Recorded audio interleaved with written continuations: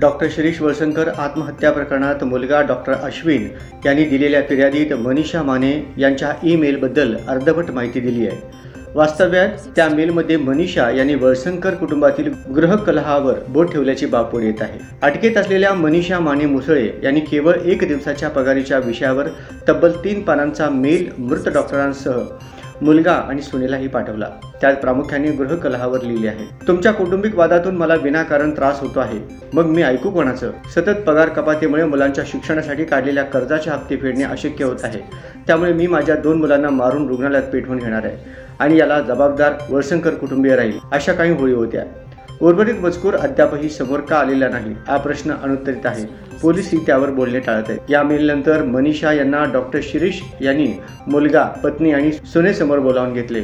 त्यावेळी मनीषा यांनी खेद व्यक्त करत राजीनाम्याची तयारी दाखवली, पण त्यावेळी डॉक्टर शिरीष यांनी त्या मानसकन्येला राजीनाम्याचा विचार मागे घेण्यास सांगून प्रश्न सोडवला जाईल अशी ग्वाही दिली होती। भावाच्या आत्महत्येचा धक्का सहन न झालेली बहीण डॉक्टर स्मिता यांची तब्येत बिघडली आहे, त्यामुळे त्यांना सोलापुरातील एका रुग्णालयात दाखल केले होते।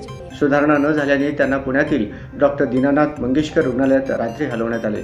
दरम्यान पोलिसांनी रुग्णालयातील 10 ते 15 कर्मचाऱ्यांची चौकशी केली। मोठे डॉक्टर शिरीष रुग्णांना पैशांसाठी अडवत नव्हते। त्यांच्या माघारी रुग्णांकडून बिलांची आकारणी कशी केली जाते हे ते पाहायचे।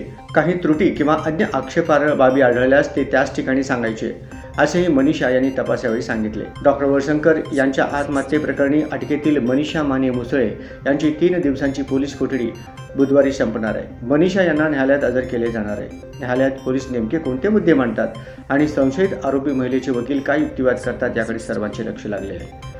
संशयित मनीषा यांनी पोलिसांना सांगितलेल्या बाबीनुसार सदर बाजार पोलिसांनी डॉक्टर वळसंकर यांच्या दवाखान्यात जाऊन मृत डॉक्टर शिरीष यांच्या आणि प्रशासकीय अधिकारी कार्यालयाची तपासणी केली। तेथून त्यांनी काही महत्त्वाची कागदपत्रे जप्त केल्याचे पोलीस सूत्रांनी सांगितले।